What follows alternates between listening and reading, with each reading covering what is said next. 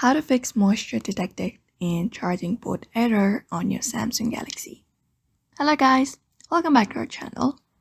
In today's video, we are going to learn if your Samsung Galaxy phone displays a moisture detected error in the charging port notification on your screen, what are the steps you can do?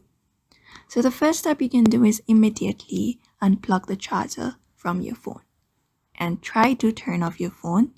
For that, long press on your button and power button and turn it off completely, and then try to gently dry the charging port with a clean or a dry cloth.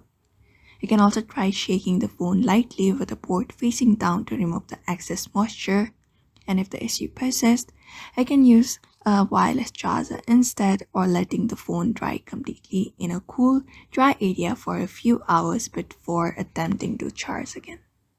Even after that, if the issue persists, the next thing you can do is, after basically trying to troubleshoot the steps, you can reach out to the Samsung customer support instead for the further assistance. So you can head over to your preferred browser or Google and go ahead and type in Samsung support in your other device and look out for the support from them and contact them in order to help you fix that. So for now, this is the method you can apply up in order to fix the moisture detected in your charging port error. So I hope this video was helpful to you, and thank you for watching this video.